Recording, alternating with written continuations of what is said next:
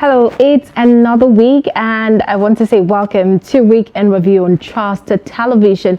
And on Week in Review, we'll take a look at some of the major highlights of our news during the week. In case you missed it, this is an opportunity for you to catch up. I am Martia Umar. Thank you for joining us. So we are still in the month of January, and January is the first month of the Gregorian calendar and was named after Janus, the Roman god of all beginnings. True to its meaning, the month represents the beginning of the new year and believed to be one of, if not the most difficult month of the year. This is because the monthly salary cycle from December of the previous year to January of the next year is nothing like the rest of the months due to the high level of spending during Christmas and New Year celebrations. In this report, Noah Samson gets the reactions of Nigerians concerning the last 2 weeks of January, considered the most difficult due to the near total and in some cases total lack of money among salary earners. Take a look. The last 2 weeks of January are usually characterized by hardship among salary earners because of lack of money. This stems for expenses incurred during the Christmas and New Year breaks, where many celebrated lots of merriment that also involved travel to visit loved ones. January is also the season where school fees for the second term is paid. Hence, those who even had little to spare will have to dispose what is left for kids to return to school. This leaves many almost cashless. As the month enters its third week, survival becomes extremely difficult. I'm not really prepared, but because we have finished everything, we have eaten all our money, and we cannot use the salary on Christmas and still use it for school fees again. It's not enough. Money to even feed it, sometimes they had us because the salary is too small, it's too poor. Like me now, if I tell you how much I'm earning, you go surprised. As the no basic salary itself, you go surprised for my level. So I'm even think how we take get money for it. And then the school fees every day is increasing. It's obvious that almost every January people have issues because of settlement of school fees, maybe relocation, change of paying of your rent, renewing your rent, and other activities like that. So based on that, you have little coming in, and the little you have, you want to share it among the ones you give much priority to, like the school fees, accommodation, and perhaps some health issues. So it's not always easy for the common man in Nigeria. However, some are not even bothered about the hardship that comes with the month, as they are blessed or prudent enough to make provision for the month. This January we are managing with God now. It's God that is sustaining us. That is the issue. I believe, though me, I did not travel, but I was able to manage. I reserve what I will manage in this January. I didn't travel. So that's what is sustaining me now. Not for we the business owners, it's for the salary earners. You know, the way you plan your December to affect your January, either directly or indirectly. If you plan your December very well, you will enjoy January. If you spend lavishly in December, you will complain in January. So it's all about planning. Lack of proper planning and excessive spending during Christmas and New Year celebrations have been attributed to the hardship experienced during January. Hence, people have been advised to be prudent during Christmas periods. Noel Samson, Trust TV News, Abuja. The scarcity of the redesigned 1,500 and 200 naira denomination has continued to be a source of concern to many Nigerians as the January 31st deadline set by the Central Bank of Nigeria draws closer. As a result, business owners are now refusing to collect the old notes as a way of ensuring that they are not left with them after January 31st. Chamunda Bank filed in this report. In order to create awareness as the deadline draws closer, the Central Bank of Nigeria has embarked on a sensitization campaign to educate and encourage Nigerians to deposit their old notes in banks and adopt the new ones. The campaign involved reaching out to traditional rulers as well as religious leaders. I want to appeal for the extension of the term in order to give room for more awareness, most especially those at the rural area. If that one can be acceptable, I think we will appreciate. Particularly those in the rural areas, they need to act very fast and very quickly and make sure that they deposit all their old notes so that we don't want them to lose their level of investment. Even though by the new currency, Everything is now, more of it will get into the bank. The Apex Bank also visited some commercial banks to ensure that ATMs were no longer dispensing the old notes. Unfortunately, many banks are still dispensing a mixture of the old and the new notes, an indication that the new notes were low in supply. They say on the 31st of this month is going to expire, so I don't know why they are still giving us this. This is what I always get now, as you can see. I don't come here today almost 4 times. This is what I'm getting.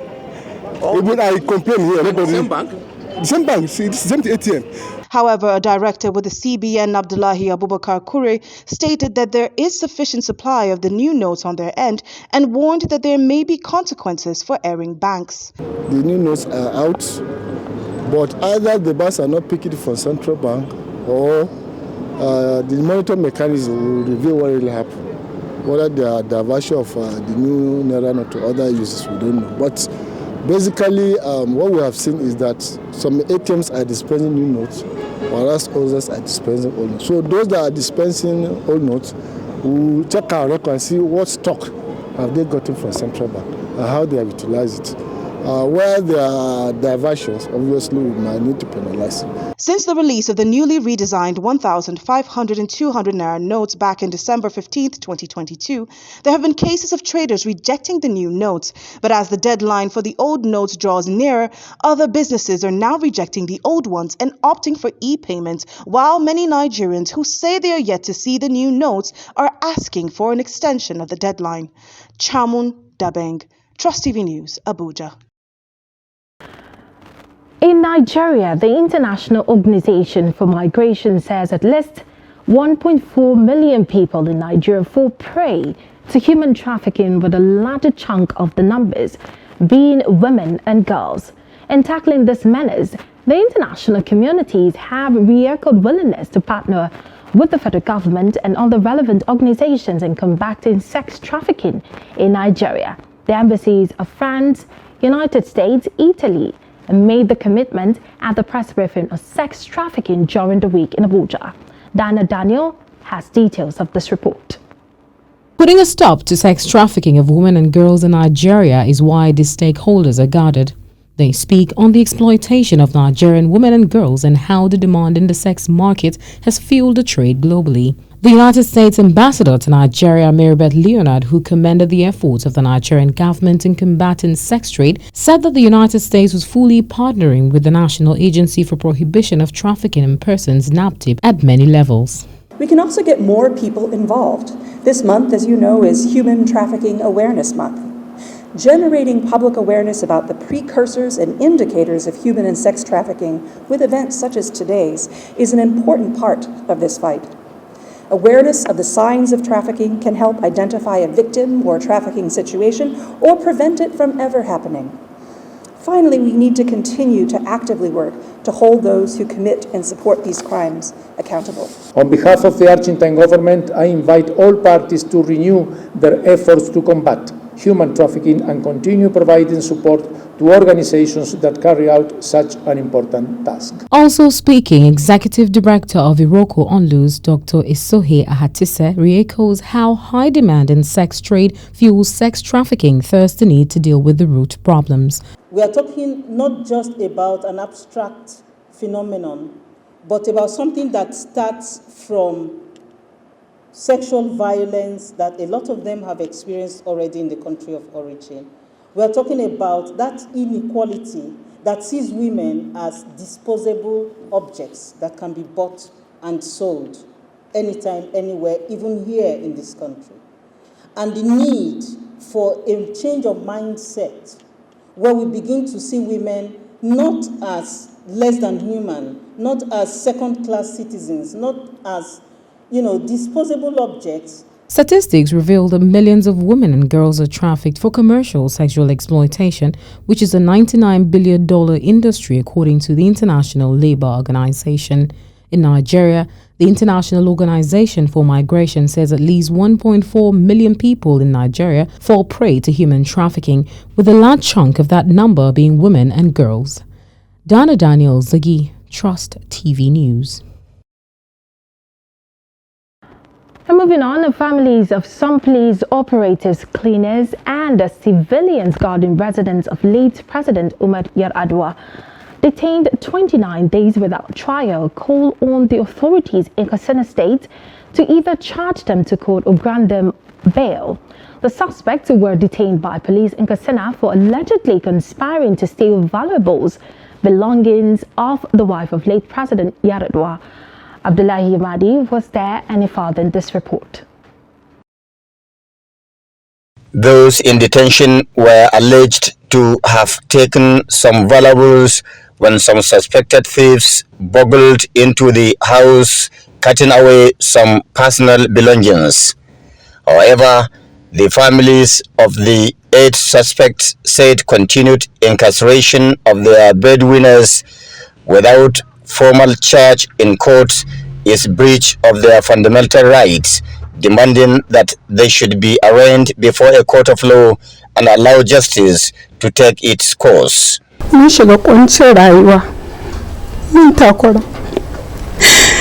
the last 29 days, this family have nothing to eat. We were also denied access to our husband detained at the state CID. They say someone directed for the arrest and detention of our husband. We have been sick and exhausted. We are 24 in this family and our breadwinner is not with us. During a visit to the house of one of the detained suspects, the family said they are in agony since the arrest of the family head 29 days ago without trial. Similarly, the children said they have been out of school since the arrest of their father 4 weeks ago. The last time we went to see them, we were chased away, telling us that the continued detention of the suspects, including the police officers and our father, is an order from above. They call on police authorities to act professionally by taking the suspects to court and allow justice to take its course on whoever is found guilty. I'm of the view that this kind of professional misconduct are not helping matters and they are not helping the image of our country, and of course they are even exacerbating social unrest and disturbances as we have witnessed in 2021 during NSAS protests, whereby some youth staged a protest against police brutality and this kind of illegalities. The police authority give these people with them for this quite a long period of time. I think it's not a good thing. When contacted, the spokesman of Katsina State Police Command, SP Gambo Isa, declined comment on the matter. Abdullahi Ismayamadi, Trust Television News, Katsina. And now we move to Lagos State. During the week, a Lagos-based legal practitioner, Omo Bolanle Rahim, who was allegedly shot dead by Assistant Superintendent of Police, Drambi Vandi, has been laid to rest. Bolanle was murdered on the 25th of December 2022 in Ajah area of Lagos State while on her way from church. The report. The family of the 41-year-old lawyer, amidst tears, buried Bolanle at the Vault and Garden Cemetery in the Bejuleki area of Lagos State after a funeral service was held at the church where the family worshipped before her death. On Monday, 16th of January 2022, a service of songs was held in her honor at her place of worship, Olive Tree Parish of the Redeemed Christian Church of God at Banana Island in Ikoyi area of Lagos State. The first part, whoever serves me must follow me, and where I am, there will my servant be also. I'm sure you will agree with me that our sister Bolanle has followed the example of Jesus Christ. Some of us may say far too closely and won't be wrong. Because she has followed him in life, she has followed him in death. There are so many parallels between her life and the life of our Savior. Meanwhile, the alleged murder suspect, Inspector Drambi Vandi, has been arraigned before Justice Ibironke Olatubosun Harrison of the Lagos State High Court Annex at Tafa Balewa Square in Lagos Island. The officer also pleaded not guilty to a one-count charge of murder preferred against him by the state government. The Attorney General of the Lagos State and Commissioner for Justice, Moesore Onigbanjo, who is also the lead prosecuting counsel on the case, in an interview with journalists on Monday at the court, said the state is ready to commence trial as the state has 7 witnesses that will testify against the accused. And you are watching Week in Review on Trust TV. There's more stories to come after this break. Do stay with us.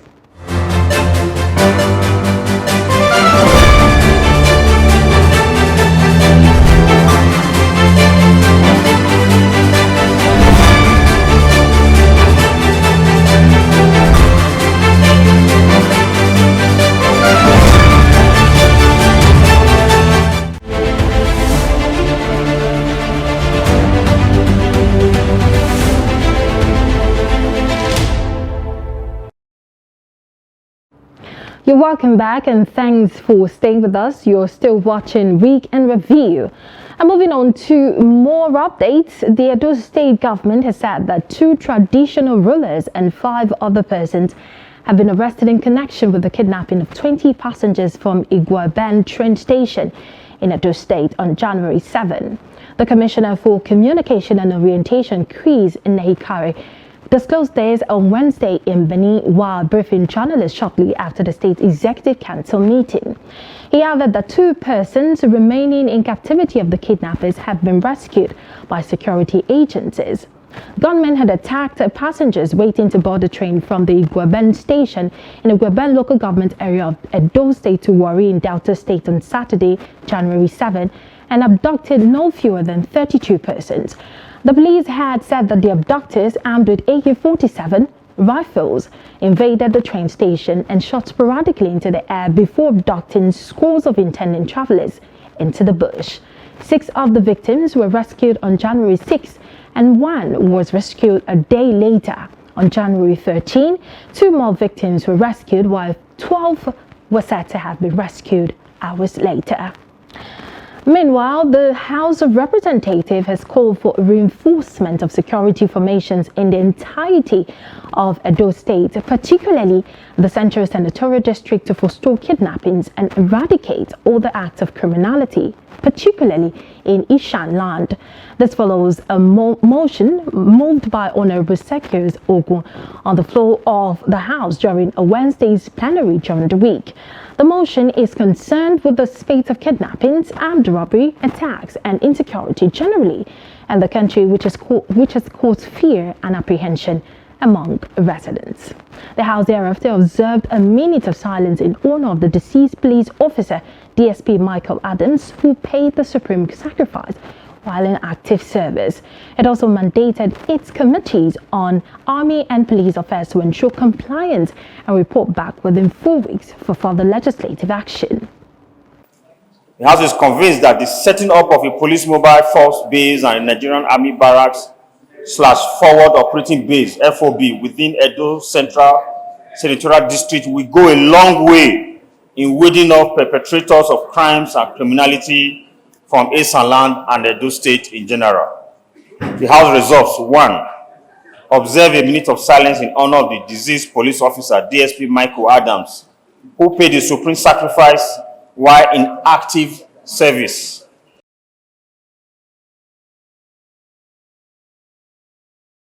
And now 2 campaigns for the president, the #1 sport in the country.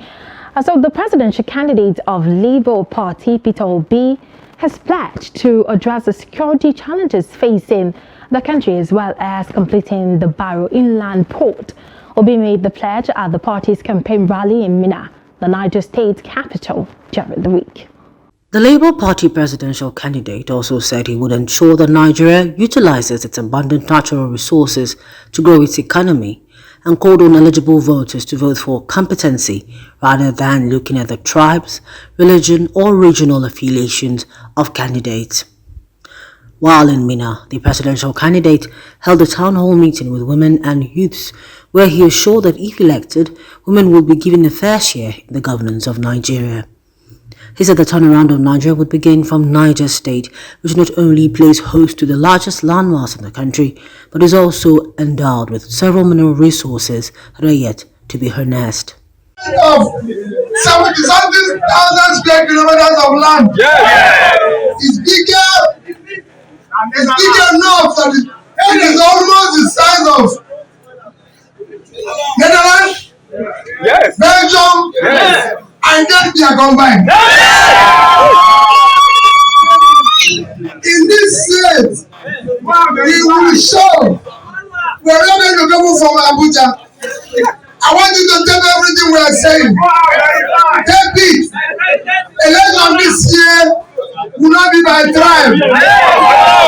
The presidential candidate and his running mate Dati Ahmed later moved to the Mina Polo Ground, where they addressed supporters from all the 25 local government areas of Niger State. As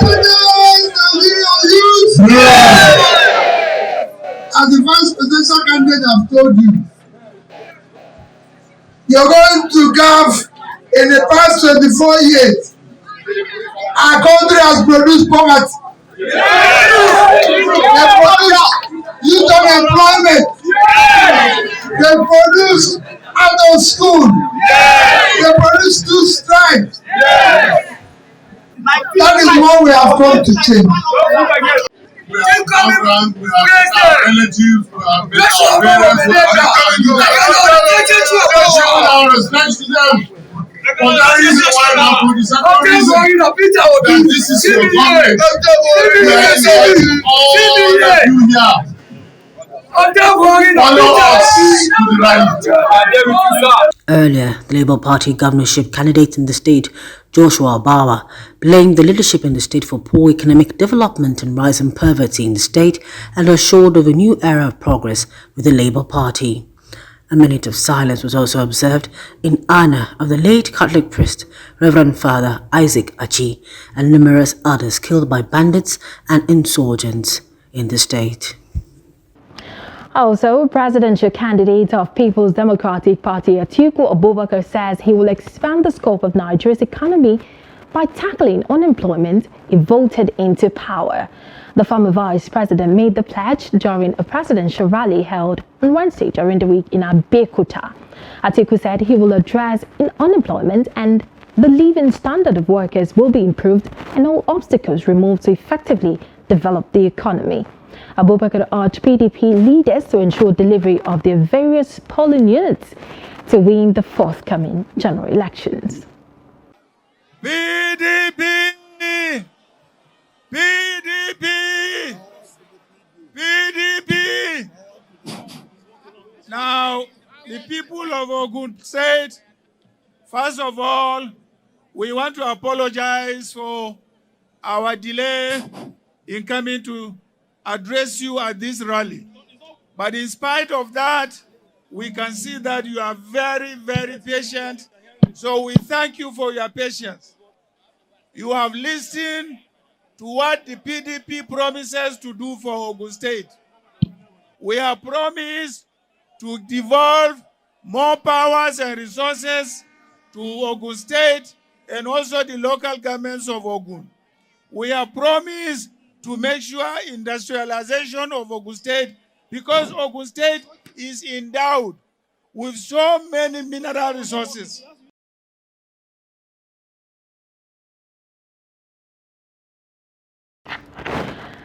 And the speculations over the expiration of the tenure of Inspector General of Police IGP Usman Al-Khaili Baba midway into the general elections have been laid to rest.